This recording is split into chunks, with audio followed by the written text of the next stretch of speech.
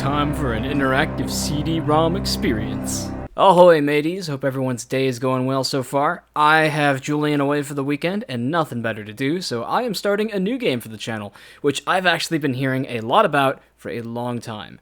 This is Myst, specifically Myst Masterpiece Edition. Now, I've never played this game, but I did open it up and walked around a little bit just to make sure that it ran well, because this game came out, I want to say, 1994 or something. It's really old. Yeah, 1993 was when this game was first released under the title Myst, and this is actually the 2000 re-release, which, as you can imagine, can only look as good as a 2000 release game can. Now, why am I playing such an old bag of bones game that is, like, almost twice as old as I am? Good question. Myst has a reputation as the grandfather, more or less, of the entire point-and-click genre of video games. I may be mistaken in that. I know there's always a first for everything, but this is the first popular point-and-click game. And for that, I suppose all the other point-and-click games I love, including the Nancy Drew games, owe a little bit of homage to Myst, the original, and the sequel Riven, which I'm told is excellent too. But today we're focusing on Myst. This is the Masterpiece Edition. Some Myst enthusiasts from the Discord inform me that this was probably the best version that I could play for a beginner, because it's the best functional while still being closest to the original. I'm told that the original came on like 3 different discs, and you had to keep on swapping discs in and out to play it, so I think I will pass on that experience. Otherwise, needless to say, graphics are going to be very dated in this one, but I'm told that it still has a lot of merit for a first-time experience, so I am going to play it. I'm going to play it blind, and hopefully I'm not going to need any spoilers. We'll see how the progression goes. Just needless to say, if you are not a fan of games with old, dated graphics, if it's too uncanny for you, no need to watch this. You can click off if you'd like. Don't be a completionist. There's no need to sit through a series that's going to be too old and too janky for you to enjoy. But otherwise, I'm going to give it my all. Let's go ahead and jump in. I am expecting lots of mystery and puzzle elements.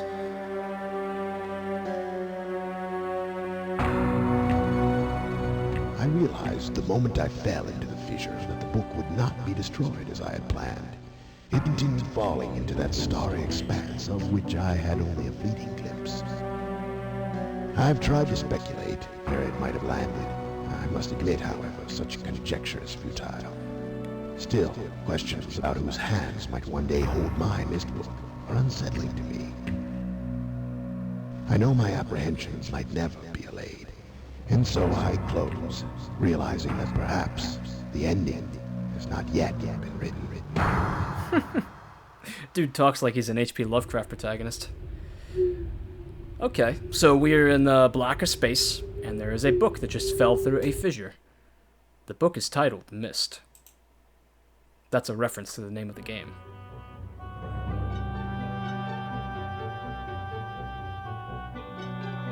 What am I looking at? It's a cinematic. It took a little while to load. So is this like in lieu of text, I wonder? No.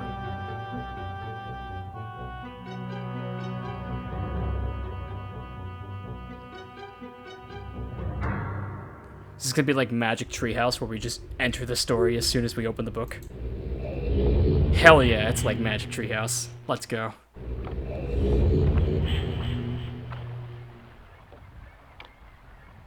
Okay, then. Oh shit, is that a dragon? It sounds like it's a bird, but it's got a tail like a dragon. Okay, never. It's probably not a dragon. This does not strike me as the kind of game that's gonna have dragons in it. Wow. Looks like there is a ship here that is underwater. Most unfortunate. We can't go anywhere there. Oh, wait, what is... Sorry, I just tried a U-turn. What is this?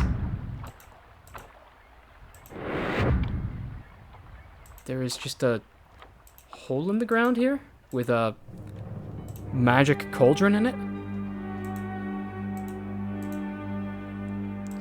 There's a mini stepping stool ladder. I don't know if this is going to be like a hidden object game or what.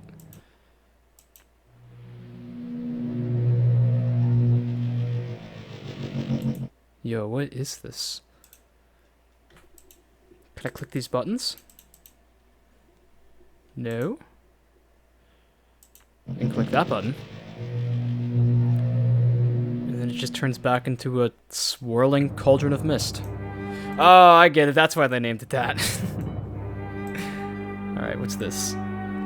Settings, dimensional image. Topographical extrusion test, 40. Water trickling pool, 67. Marker switch diagram, 47. What does this mean? Does this open? It looks like it's on a panel or something. Huh. Okay, well, let's go outside and see the top side of the island first, because I'm guessing that there's much more to see out here. Got a little Chuck E. Cheese lever. Big gear coming out of the ground. And another Chuck E. Cheese lever. Awesome.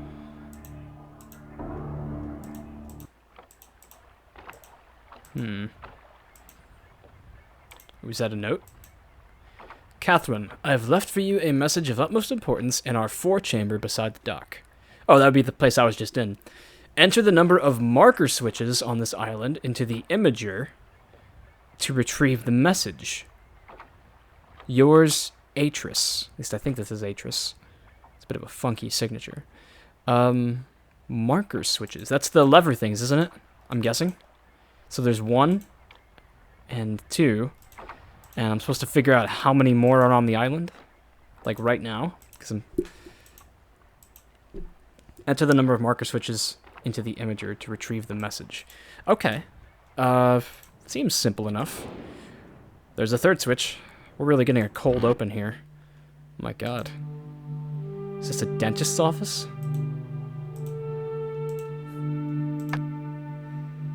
Oh no, it's like a...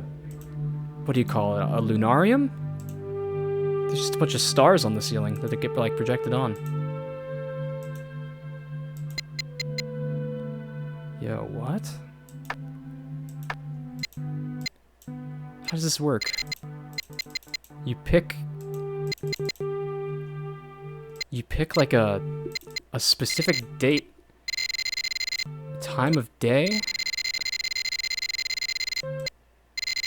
Is this the year?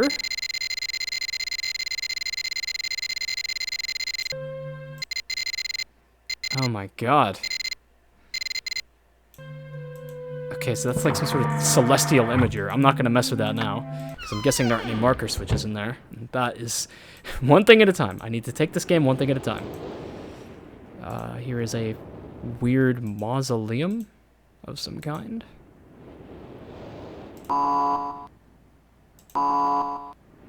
There's a...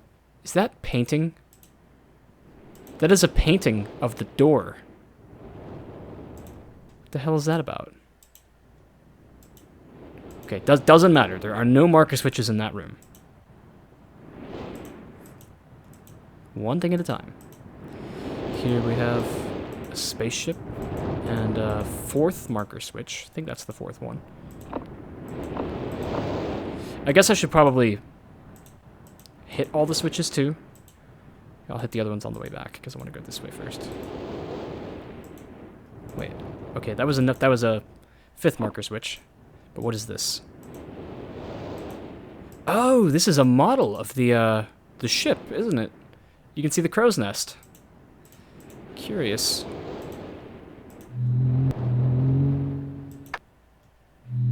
Is that like a spider ant? Okay,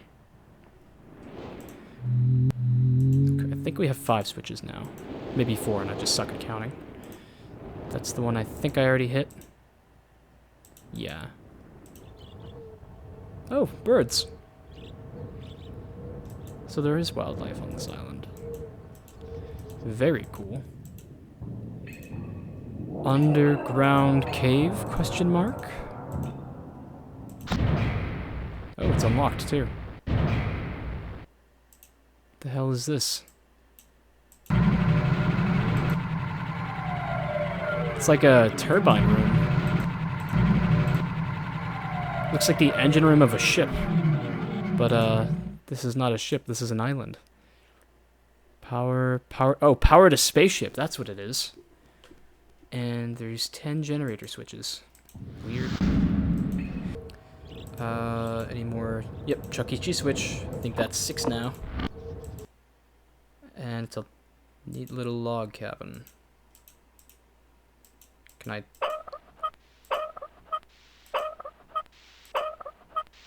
This is like increasing the steam pressure on whatever this is. There's a safe here with a 3-digit combination.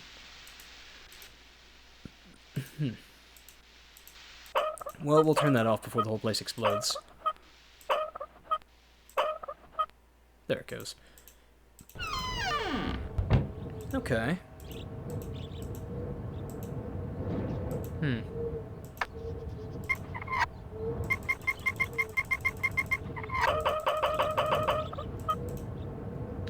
So there's a clock tower, and it says something under the clocks. Does it say covet or over? I can't tell. Wait. Did these change the oh, these change the hand. Ah, look at that. Alright. So, I'm gonna make a guess here that we need to make a bridge. Oh, look, there's another switch over there. I almost didn't notice that. So, that's gotta be 7 switches now, I think. And to get to that side, we probably want to find a specific time and put it onto that clock before we hit the button. Okay, is that everywhere I can go? Because it looks like there's 7 switches then. 1, 2, 3, 4, 5. Nope, not this way. 6, 7, 8. There's 8 switches. Okay. Maybe I still counted that wrong. Whatever. It's probably trial and error. Okay. So is this thing the imager? What thing is the imager?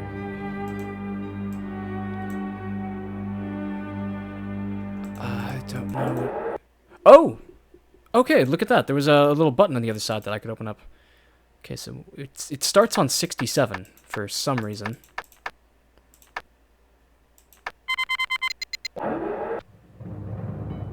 Did that do it?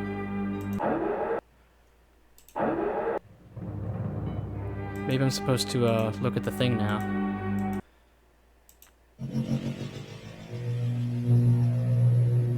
Oh shit! I have to leave quickly. Something terrible has happened. It's hard for me to believe. Most of my books have been destroyed. Catherine, it's one of our sons. I suspect Achenar, but I shouldn't leap to conclusions. I'll find him and Cirrus as well. Oh, I should have known better than to have left my library unchecked for so long. Well, I've removed the remaining undamaged books from the library and placed them in their places of protection. You shouldn't have to use the books until I return. But if you've forgotten the access keys, remember the tower rotation. Oh, and don't worry, Catherine. Everything will be fine. I'll see you shortly. Oh, wait, and erase this message after you've viewed it, just to be safe. Okay, shit. He said a lot of things, and a lot seemed important. So that was Atris, the dude who left the note. And it sounds like Catherine is his wife, and someone destroyed his library. And he thinks it was one of their sons. Agenor, I think was the name. But then he also mentioned another son, whose name I don't remember. And then he said something about, like, the rotating tower, and to destroy the message. Shit, man, I'm not sure, what to do with that information. I still don't even know what these switches do. We didn't have to put all them up. They're called marker switches, so I suppose they mark something.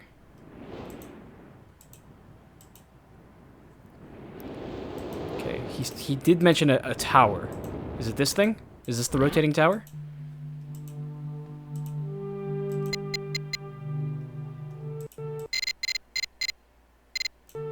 I don't know. He didn't give us a date. Give me a second. I'm gonna, like, try all the keyboard keys on this to see if there's, like, a journal or something. There probably isn't, since this game is so old. No, it doesn't look like it. Okay, there's a lot of stuff in here I didn't look at, because I was just, searching for keys. Hey, look at that. What is this thing? Oh! Oh, what the hell?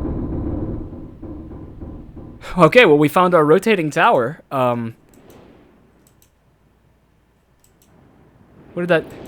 Hang on, let me back up. Is this thing a tower? Because it just looks like a little house. No, don't move the lever.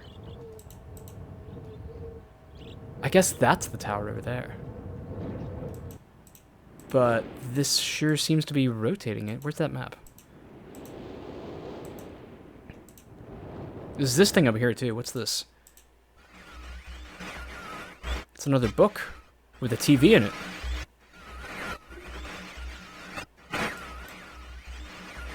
But it's spazzing out. I guess we can't read it yet. Wait. Piece of paper? Which we can put into the book? Did that change things? It did! Why?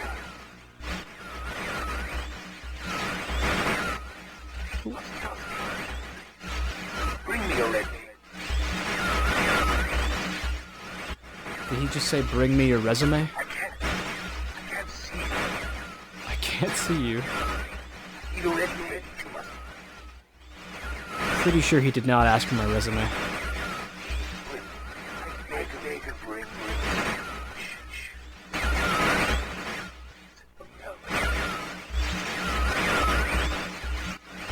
I am serious. I am serious, or did he just say his name? Even up.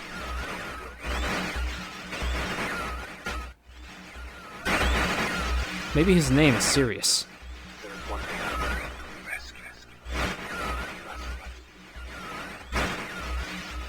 Bro, you are incomprehensible.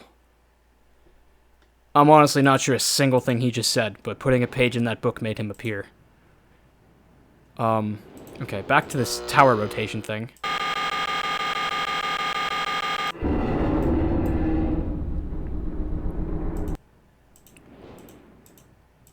Is that changing this room?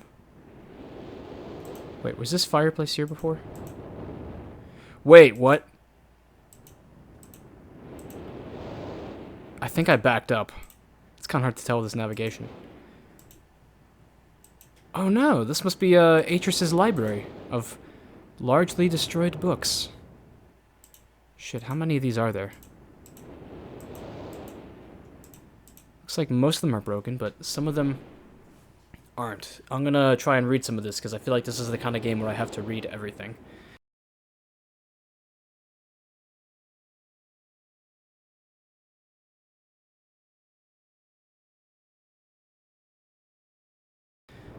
I have called this age Channelwood, and it is a very different world. Though it is exactly how I imagined it, it is still amazing to see it with my own eyes. Water covers this age as far as I can see, except for a small rocky island. Elsewhere there are only trees, which grow directly out of the water. A myriad of thin wooden passageways are built just above the water and disappear into the forest. I assume they were built some time ago, for they appear aged. I am eager to discover more about this land and its people, but I have arrived here late and I must rest. I was awakened this morning by strange noises coming from a pathway adjacent to the one which I had slept. I saw a group of monkey-like people heading in my direction. They had not seen me yet. I did not feel threatened by their presence. Their response to me was one that I would have never expected. After staring at me for a short time, they fell to their knees and began what appeared to be some sort of ceremonial worship.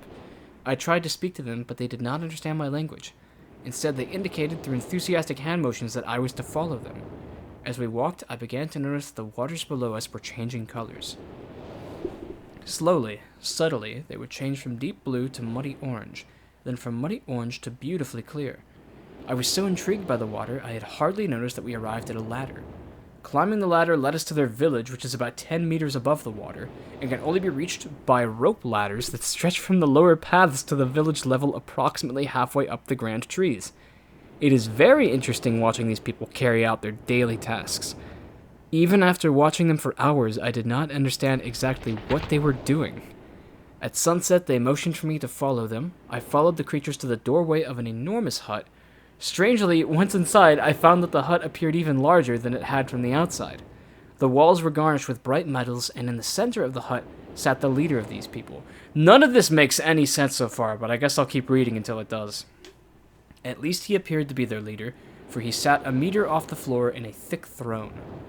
Guards surrounded the strong creature, who was dressed in many exotic, colorful fabrics. Next to the leader sat a very old human. At least to some extent he appears human. His hair, which was only on his face and head, was completely gray, almost white, and hung very long around his frail body.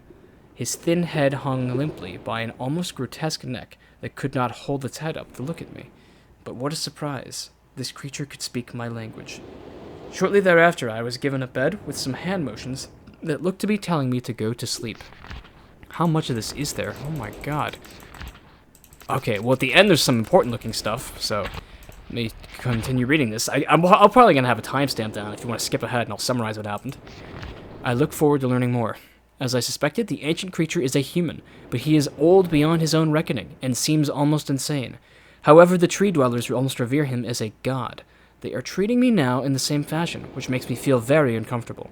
It is almost impossible to understand this old man. His voice is feeble but wild. He has adopted much of the language of the tree dwellers.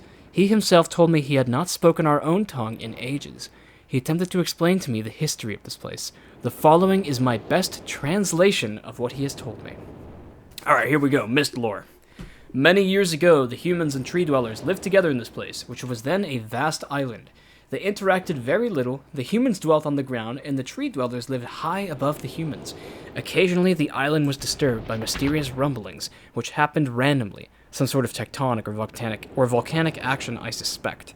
The sometimes slight, sometimes heavy tremors would only last a short time. Then they would stop, allowing everything to return to normal. One day, things changed. The rumbling began and grew quickly to unprecedented levels. Soon it became apparent that the entire island was sinking slowly into the ocean around them. Many of the humans died that day, but not before sacrificing themselves in order to stop the sinking of the island. The humans who lived through this catastrophe moved into the trees, where they gradually died out. Maybe because they were unequipped for such an environment, but I am not sure. This is the story of the old man communicated to me, although many details are very unclear in my mind. I'm especially confused as to how the humans saved the island from completely sinking. In fact, I doubt the accuracy of that part of the story. The island must have stopped on its own. Yet, the old man believes in the truth of the story as if he had been there. And the tree dwellers worship him, and apparently all humans, as if they were heroes or gods. The old man ended our conversation today with an event which I will never forget. He began gripping my hands tightly, murmuring something about rest and asleep. He then said, "We had expected you to come sooner." These actions filled me with a sort of immediate dread. With much effort, he stood to his feet. I tried to help, but he pushed me away with more force than I imagined his frail body contained. The tree dwellers quietly surrounded him with very solemn faces. They then kneeled before him. He walked to each and placed his hands on their heads. All the while he murmured words which I did not understand. Finally, he turned to me and smiled. Then he closed his eyes and walked out the door, off of the narrow path, high in the trees. The tree dwellers were silent. They began a procession down the nearest rope ladder. As I was descending, I saw several of them pick up the body. He had fallen onto a lower level of walkway and carry it away. He was laying down at the dead end of a short pier-like structure. With the use of some potion, one of the tree creatures, it lit the pier on fire, and I watched as the flames engulfed him. As this strange funeral proceeded, the waters around the pier changed to dull green. This morning I awoke, finding it hard to even believe the previous evening's events. The water is a dull green for as far as I can see now. For some reason, the water no longer shifts color. As I wander throughout the pathways, the creatures watch me, curious to see what I will do next. They are constantly offering me strange objects of affection. I even found food outside the doorway to the room in which I had slept. This is a unique race of beings. I hope to learn their language soon so that I may learn more from them. That's, interesting. So, here we go. The ink color is changing now. It's changing from black to blue, so Either this indicates a different entry, or it's somebody else writing. I think this is Atris, the man who left us the imager message that we're hearing about. I have lived on this world for 3 months off and on, and the tree dwellers have shown great hospitality. I am even beginning to learn bits of their language. I've decided to return home for an extended stay with my loving wife and my sons, and hopefully return with them. Hang on, you can go back and forth from this world? However, I am sure Catherine... Okay, so this is Atris. Will once again refuse. I think this age would be a wonderful experience for them all, and I at least look forward to how Cirrus and Achenar will react to its curious inhabitants. Okay, here we go. Cirrus was the dude we just saw in that book with the mustache who asked for my resume, and Achenar is the other son, which was the one he said he thought destroyed the library. Okay, now we have green ink. This is a short passage. Catherine is staying behind, as expected. My sons have returned with me, and they enjoy this... What is this word? I think it's age, but it doesn't seem like it makes sense there. I don't know, I'll keep reading it as age. And they enjoy this age very much. They get along very well with the tree dwellers and are picking up their language surprisingly fast. I have no doubt that it will be not too long until they can speak with the tree dwellers much better than myself.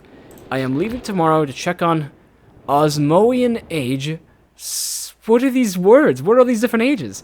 Sirius has suggested that I allow him and his brother to stay. Though the idea unsettles me, I know the boys are growing up rapidly. The hospitality of these creatures is such that I could think of no better place to leave them alone for a short while, so I will consent to their request. I warn the boys not to take advantage of the respect the tree dwellers have for their ideas. They seem to understand my warning, and I have faith they will follow it. Then we have black ink, so a new entry.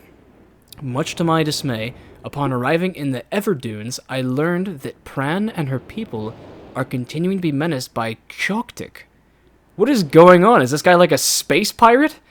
I fear for their survival and plan on returning to her shortly after checking on Cirrus and Achenar here.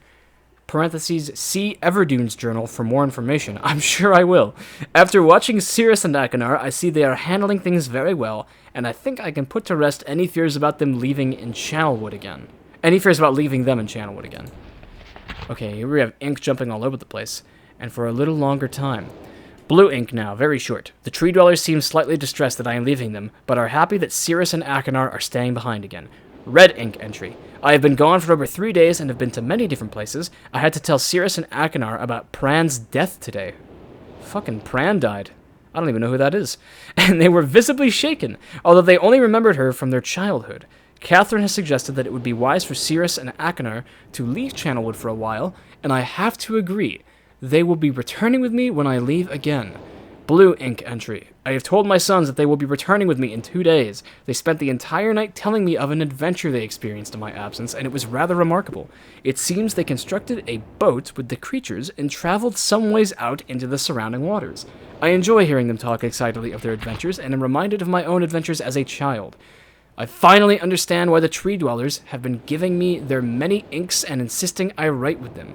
Oh, so they're giving him different colors of ink. Okay. Looking through some of my past entries, I see now that the inks have changed from the black, I thought they were, to various different colors. I have shown some of the creatures my journal, and they laughed and howled. I did not know they had such a sense of humor. What, did they try to prank you by giving you different color ink? Even now, as I look through this very colorful journal, I cannot help but laugh myself. Okay, and then this next one's like a green entry. We will be returning tomorrow, so my sons are with the creatures for the last night here. They have told me they would like to come to Channelwood again, and also asked if they can visit some other ages alone. Though I will have to think over their request, I believe they have proven to me that they are trustworthy and responsible. Karen will also have to help me decide whether they are ready to travel alone. For now, I must give my farewells to the creatures, for I do not know how long it will be until I visit this age again. Okay, and then we have several interesting diagrams. This looks like it's a map, maybe of the treetop village called Future Bridge. It's labeled Future Bridge. No, he's labeling where they're going to build a bridge. That's what it is. Then he has a blueprint sketch of like a fan propeller and a tree hut. Wow. So yeah, this is going to be reading intensive, it appears. Many of these books have been destroyed. That is a fact. So to summarize this first book now, because I'm guessing I'm about to read this one and this one too, because that was very important information. This dude travels around a lot, and this is an island he came to that's inhabited by monkey people, but none of them seem to be around now. And he befriended their leader, who was also a human, who was being worshipped like he was some kind of god who'd come to the people. Then the previous old human, who was like old and demented with age, was set ablaze on a funeral pyre, and they began worshipping Atris instead. Atris brought his 2 sons here. Their names are Cirrus and Achenar, and they're the guys that we heard about earlier. Cirrus was actually the one with the mustache we saw in the book just a couple minutes ago. And then he says that he doesn't know when he's going to come back, but he talked about the people living in trees, and there were some diagrams at the end that looked vaguely important. Also, the ink changed colors throughout the book, because the monkeys liked pranking him by giving him ink that changed colors over time. Interesting. I feel like they just gave me a ton of puzzle pieces, but not enough to start connecting anything. So now I'm going to start reading the other books, because that definitely is important context which I need to know. Emmett was the first to live on the rocks. He named them the rocks because that is what they were, a group of sharp rocks clustered together in the middle of a large sea. This was where Emmett lived. He enjoyed his life. Emmett would occasionally swim to nearby rocks, as it was never too far of a distance. One day, another person appeared on the rocks for no apparent reason to Emmett. Emmett named this person Branch. Emmett and Branch quickly became friends, swimming and hunting for fish together often. Emmett showed Branch the simple cave in which he lived on the largest rock. Soon, Branch discovered a place where he decided to live, also on the same large rock. The sun always shone brightly in their world, and the water was always dazzlingly clear, allowing them to see almost to the deep ocean floor which surrounded them. Though the sun always shone, it was never too hot for the boys. A light breeze always came from the north, and cooled the area down. One day while Branch was swimming and having fun in the water, he noticed another boy swimming. Branch brought the new boy to Emmett to find out what they would call the new boy. Emmett said the boy should be called Will. Will was soon a part of the group, and all 3 of the boys swam and enjoyed their perfect world. At least, that is the story I was told when I arrived today on the island. Emmett, Branch, and Will were surprised to see me at first, but even before the night ended, we were all becoming good friends. Today, the second day on this newly created age, he keeps on using this word age. I don't know what he means by that. A strange thing happened. It was not strange to me, but the 3 boys did not understand what was happening. While I was relaxing under a large tree on one of the smaller rock islands, it began to rain. It was a nice rain that lasted for about an hour in the morning. I explained to the boys that the rain was not harmful, but they obviously still feared it. Before going to sleep tonight, I told the boys I would leave the following day. I told them that while I was gone, I would make a surprising change in their world. They didn't understand, parentheses, not that I expected them to. I still do not fully understand what happened today. Then there's a drawing of a sailboat here. I was experimenting with the art, in full caps, sounds like a name, testing the limits of the rules as dictated to me by Father. I attempted to create a boat by writing it into the world. Oh, this is probably Cirrus or Achenar who's writing here, because they mentioned in the last book that they built a boat with the monkey people. I attempted to create a boat by writing it into the world. Wait, what? I attempted to create a boat by writing it into the world. Okay, that is very telling. So it sounds like there is a book somewhere, probably the book we saw at the very beginning, where things are just zapped into existence by people writing them down. I thought everything was planned correctly, yet somehow the boat had become gripped by the rock and broken in half. Although this test did not turn out as I had hoped, I now have answers to a few of the questions my father never answered. As for the boat, I can see the boys enjoy it anyway, and with that I am pleased. They have played on it all day. Even though the boat cannot move, I have enjoyed studying from it. It is a much sturdier platform than the jagged rocks. In the course of my observations, I have learned some very interesting things regarding the solar system of this age. And we have a diagram here of a submersible lamp. The nights are absolutely beautiful here. I have made note of and named a number of constellations that pass above me. Also during the night, I catch glimmers of light from the horizon, which I have not been able to discover if it is created by some natural phenomenon or by additional people on far-off islands or rocks. I should very much like to discover which. I rather suspect it is to additional people, which would explain the appearance of Branch and Will. Yeah, this Will dude just kind of showed up, and they didn't say anything about him. He's a little sus. The rain today was slightly heavier than usual. Just when the boys were getting used to the light rains, a small storm arrived. They were frightened of the heavier rain, not to mention the thunder and lightning. If rain has never fallen here until recently, as the boys tell me, I would like to discover why it is falling now. Regardless, I have decided to return home for a short while. I have also been thinking of some plans for a lighthouse that I hope to construct soon. I think that perhaps by shining a bright light toward the horizon, it might prove my suspicions regarding additional inhabitants. They would be curious about the light and travel to discover its source, if they have the means. So I think that's probably the rotating tower that we've just discovered the blueprints for in this room.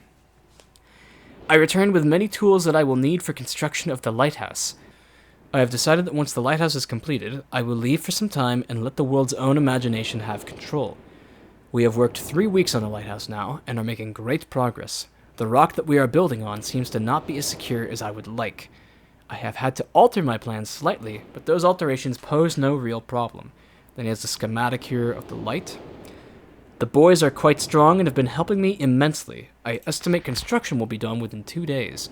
The lighthouse is finished, and we are all proud of our creation. The boys are amazed at the structure wrought from rock with their own hands. That evening we powered up the generator, much to the boys' dread at first, and shined a great light to the horizon for many hours. I stayed the night in the top of the lighthouse, and in the morning awoke to observe the sunrise without my being coated with the chilly blanket of ocean dew I had become accustomed to. It was Will who first saw the girl. She was swimming, not far from the boat where Will was getting ready to hunt for fish. Then Will noticed a man not far away from the girl. Emmett was very pleased to meet the additional neighbors. I feel pleased to leave this age. I have set in motion events that have nothing to do with the writing or the art, that will have more of a profound impact on this world than I could have ever written. I think... Stone Ship Age. There's a big illustration here. Huh. What is... It's definitely the word age. It's a bird's eye view of something called Stone Ship Age, and I'm not sure what that means. I think of this age as a gift to myself that I will wrap up and open someday in the future, only to discover that it has changed so much that indeed it is a surprise. Besides, I have yet another new age that awaits me. It seems I'm going to need some way to travel underwater in this new age, and so much planning is in order. Holy shit. Casual time skip 10 years now. Entry reads, it has been 10 years since I left this age, which I have since called the Stone Ship Age. Upon returning, I cannot believe the changes that have taken place. The original 3 boys, in quotation marks, have grown into adults, and there are many new faces that I do not recognize. Branch told me that it has not rained for 7 years, and the cool breezes are back again. They are all very content, and have been serving me with new foods and showing me new materials they have discovered. It even seems they have found gold somewhere. I see it in many forms around the island. My lighthouse has been kept in perfect condition, and it looks as if they have tried their very best to keep it so. Yet I have noted that the entire rock it was built on has sunk approximately 40 or 50 centimeters. After a wonderful visit with my old friends, I wonder aloud with them what things will be like here in another 10 years. And he has some drawings of constellations and an anchor. No, okay, so this is an anchor constellation. That's an eye. It's a snake, a beetle, a cross, an arrow. Probably going to be important later. Okay. That book was about one of Atris's sons, I think, how he made a boat using the book. It's called The Art, which is apparently some sort of book that he can write in to synthesize things in this world. And so he used it to make a boat, and he came to an island where 3 boys lived named Branch, Will, and something else I'm forgetting. I forget the name of the first boy. And basically, he gave them a little bit of help, built them a lighthouse, and then left for 10 whole years. And when he came back, they had advanced to the society beyond his wildest dreams. And it was just much bigger, and he was very impressed. Here's the next book. It has been a while since I have heard only silence, and I enjoy it greatly. This one looks like it might be a continuation of the last one, because it's the same black handwriting. I think, for some reason, I do not feel altogether welcome in this new world in which I have arrived. But how could I be unwelcome in an age with no inhabitants? It is, of course, only in my head. This world is very beautiful, but I think I have yet to ever write in a journal that an age I have linked to its horrid or disgusting. So, he always likes the ages he goes to. From the grassy hill where I am standing, I can see green fields below, along with a few scattered forests. A rather large lake looms some distance from where I am standing, yet the water's blue can be seen plainly from here. The air is fresh, and the sky is sparkled with white clouds. It is absolutely breathtaking. And yet that strange feeling again. Perhaps it is the hot breeze that continues to blow from the north. Hotter than I would have imagined, it almost singes my skin, and I feel quite uncomfortable when it comes. I will try to ignore it. Night has almost arrived, and the sunset is spectacular. Oranges and reds have settled above the western horizon. Though the night has come, the horizon still glows red long past the sunset. Dark reds flow from the horizon and blend into the black sky. Again the feeling, and I am beginning to believe it is not all in my mind. I'm asleep now. I will need my strength to explore more tomorrow. Next entry. I have had to return home due to an unpredictable occurrence, natural occurrence, more frightening than I have ever experienced. I was awakened by terrible shakings in the ground and explosions on all sides of me. Gigantic balls of fire were falling from the sky, and I immediately left in fear of my life.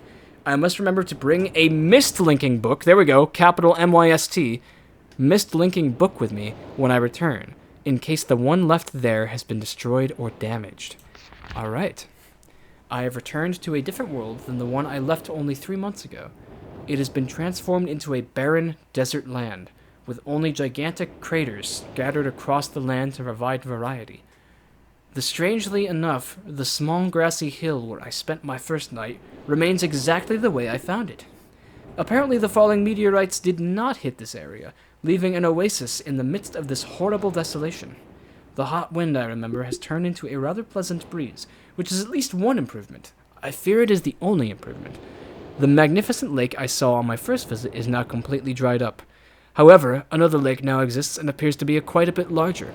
I assume one of the falling meteorites created this lake due to its circular shape and the jutting rock that grows out of the center. The rest of this world seems like a desert, although I will verify that statement with closer inspection. Though this world has little visual excitement to offer, it offers much to the ears. Sounds constantly flow through my ears, and I have found where a few of them originate. It seems, as Catherine says, okay, so this is definitely Atreus, I do find beauty in everything. Next entry, last night I was awakened by a horrible hissing. I was sweating, and the heat was so intense that I immediately dipped my head in a nearby stream to cool it down. The hot breezes had returned, along with a low roar from the ground. I walked a short distance to observe some red flames shooting up from the earth. Suddenly, the ground began to crack and a huge chasm opened. The chasm continued to grow until it was far too wide to cross. Then the tumult subsided, leaving only a dull roar. I have decided, however, I can use the chasm to my advantage. Perhaps the heat from the chasm can be harnessed. Then he draws a weird diagram of some propeller and steam hybrid. Even as the chasm has ripped into the surface of this world, it has opened up a whole new world to explore. Although uncomfortably hot, I found it possible to reach a cave in the chasm that had been created, and have now explored deep into the crust of this planet. I have found a vast underground cave system that will take many years to map and explore. I will also look for a safer way to reach the underground than through the chasm wall. This age seems to change on its own, so I feel I should leave again and see if things are different when I return. It is also important that I check on Cirrus and Achenar and make sure everything is going along well. When I return, I also hope to bring back some tools I will need for my plans to explore the underground. Oh, it looks like the journal ends kind of abruptly here. The abundance of raw materials here is beginning to amaze me. I've returned with some of the complete complex tools I knew I would be needing. I assumed I would have to return for some basic materials. However, it seems as though I will be able to find everything I need here. Of course, iron is abundant, but I have also found titanium occurring naturally. I am all the more excited to begin work. Everything is set and I look forward to tomorrow. My raw materials are all here. I think I will be able to have most of my additions to this age completed within 1 year. I so love working with my hands, whether writing or building. And then another entry starts, and it says, I have taken, maybe? But then it smudges out. Oh man, we have a bunch of incomplete sketches and annotations here. Well, and I have decided, and then we have a compass of some sort, I think. It says an N right there for north, but it's smudged. 3 meters is not enough support for the beams, although it smudges out. Amazingly strong, smudge. Spaceship, that's a drawing of the spaceship. One of my most prized inventions. I am extremely smudged out. Would never have imagined it to come together. Smudged out. I doubt. Smudged out. Could possibly work with 14 instead of smudged out. Completely fatigued. I am so happy to have completed smudged out tomorrow. Smudged out. And then there's two more entries in here. I am leaving today in order to bring back Cirrus and Akanar. I have left them alone in Channelwood. I believe they will enjoy all there is to see here. The age seems to have stabilized. I believe the meteor set off a period of volcanic activity by piercing into the shallow crust, but the tremors have become few. I have just noticed that a large amount of this journal has curiously vanished from the very pages on which I wrote over the last 18 months. Definitely, yeah. That did happen. Fortunately, I have copied many of my construction notes in another journal. I do not understand the many mysteries of this world, but I trust I will discover logical answers to my questions. I have a feeling that many of my questions can be answered in another age to which I hope to travel soon. But for now, I must simply accept this world's mysteries and take pride in my accomplishments. And then he has a little diagram here for a piano on an order to play the keys in. I will take a picture of that. Then he's got a map of an island that does not look at all like the one we are on. Okay, that was an interesting one. That was of Atris finding a new island that was being ravaged by meteorites, and the meteorites broke open a chasm in the earth, and he found a big cave system full of precious minerals. And then there was mysteriously a lot of the journal which the ink had faded away from him, which seemed like it was about him building a spaceship, and he was very proud to have accomplished it. He said that he left notes on how to build it somewhere else, and he noted that the journal was disappearing his ink, which I thought was really interesting. And then he ended with saying something about, there was a piano. There was a diagram of a piano at the very end of the book. You can actually see it. Nope, wrong one. You can actually see it right here at the end. This is totally a puzzle, so now we just need to look for a keyboard to play. And then one more book here. This one has a gear on the cover. This one is probably around 10 pages. I'm going to read it because it's probably important, and then we'll get moving again. Before arriving in this age, I was determined that it would be a journey to a world very different from my previous adventures. And it was. The sky here is dark and gray, and incessantly displays flashes of lightning in the distance. I met a very old man with a long beard and hair that hangs to his waist. He is very feeble and has trouble even moving. This man has obviously been through very many things in this strange world, and I have learned many things from him. He has told me of an interesting story of this world's history. Years ago, he told me, there was a beautiful city that rose up out of the water. It housed many people inside its walls, and the people had everything they wished for. The city was surrounded by 3 high hills, which rose higher than the city. On the east hill of the city rested a large lookout post. The people of the city had constructed the post, expecting visitors to arrive from the east. The people had no means of traveling on the water, which forced them to merely wait for friend or foe. As time passed, friendly visitors brought rumors of an enemy that existed beyond the horizon. The people grew fearful, yet nothing happened. One day, the usually sunny sky became as dark as night, and black ships appeared on the horizon. The lookout's posts attempted at peace were turned away, and the sentries there were easily overwhelmed. The ships continued to wreak havoc on the city, apparently destroying everything and everyone.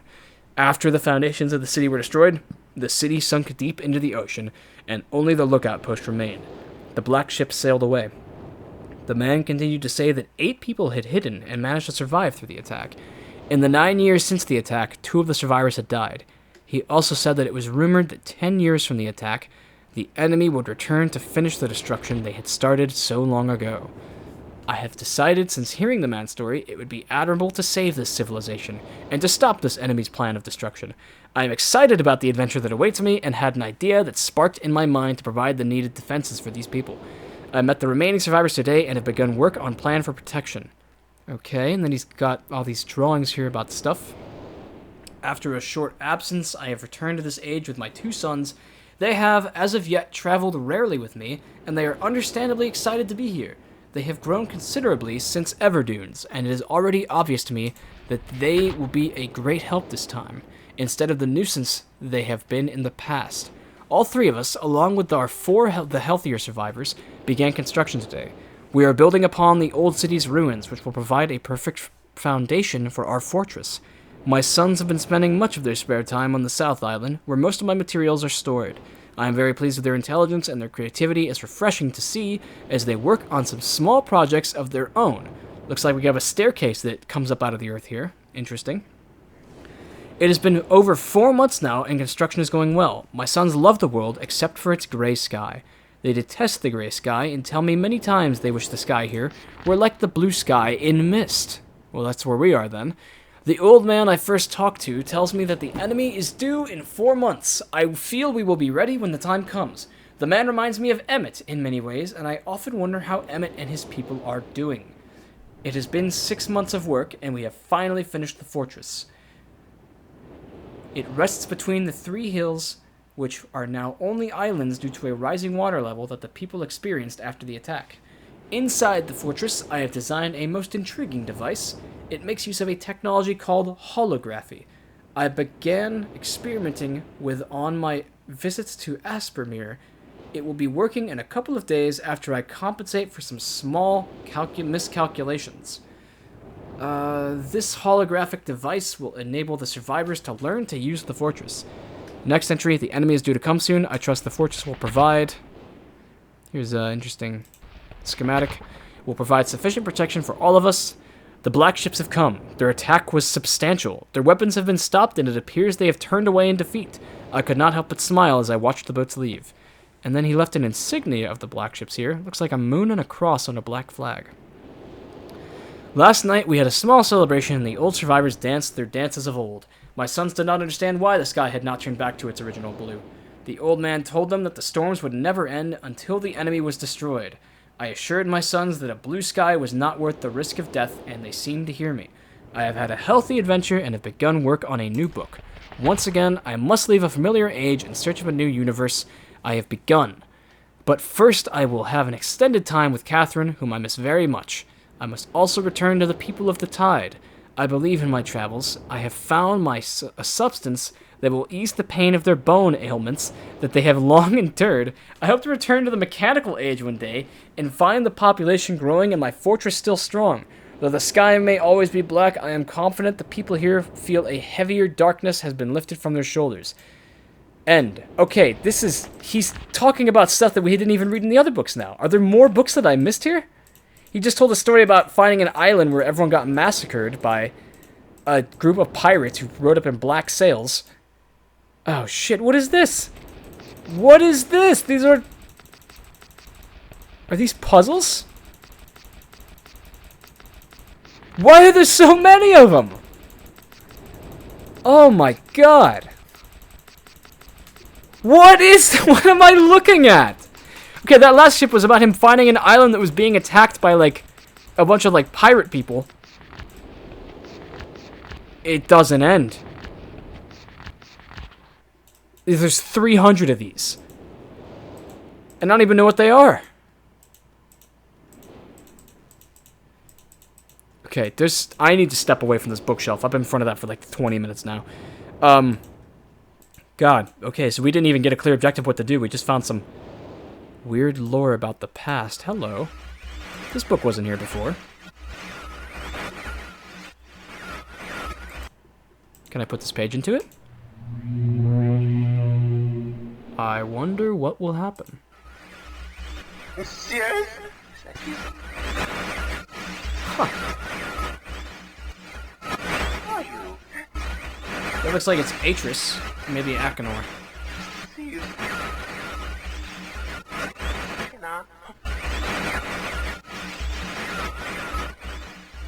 Help me. Bring blue pages. Blue pages.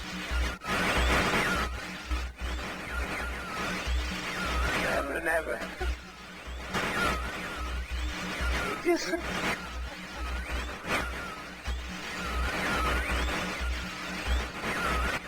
I must have the blue page. I must have the blue pages. Bring them to me. Bring them to me, Cirrus. So this is probably his brother. Huh. Very interesting. That was a red book before, was it not? No, here's the red book. Why? Okay, I've already seen that. That's the one of Cirrus. Alright. This shit is trippy. This is like the definition of cold opens. They just threw me in this game and said good luck.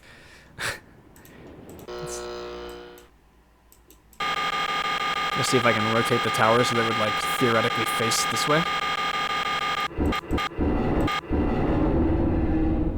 Okay, what's that gonna do? Probably nothing. Okay, there's a fireplace on the floor. Crawl through this. Oh, hell no. Am I in a, like, a completely identical room now? What the hell? How do I keep on, like, going through loops like this? Shit. Secret passageway. Okay. I touched a picture, and this bookshelf's turned into a staircase. And the door just closed, too. Shit, okay. This weirdly looks like the boat from Sea of Darkness. Okay, what is this thing? Looks like an elevator, maybe? Is there anything else in this room? Guess not. Oh! It's got a... Oh, I bumped my mic, sorry. It has a button on it that reads library. Let's go there. It appears to be up.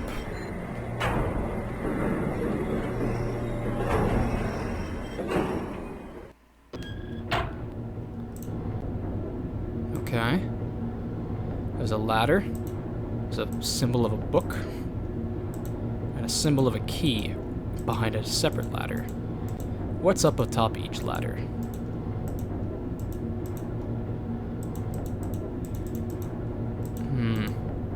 It's like nothing over here.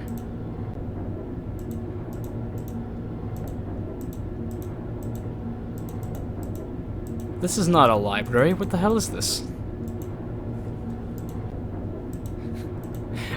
There's so much about this I don't understand. Alright, I should probably bring the first episode to an end soon, because it was basically a huge lore dump. But if this game is as prolific as I have been led to believe it is, then there will surely be lots and lots of people in the comments who will have lots to say about it. So, Myst fans in the comments, I encourage you to graciously bestow upon me your hints and tips, because I need some organic points in the right direction if I am ever going to make any progress in this game. If there are more books I need to read, point me to them, I will read them. This whole series could just be a giant, long audiobook, and that is okay, because I am determined to beat it, because the game has me intrigued the littlest bit. Is this... Uh-oh. How do I get out of here? Oh, I just have to click on the portrait of the open door. That kind of makes sense. Well, otherwise, my name is Jameson, and this was the first episode of Myst. This game confuses the hell out of me, but that's probably why I want to keep on playing. So take care, everyone, and don't forget to vote for Holt.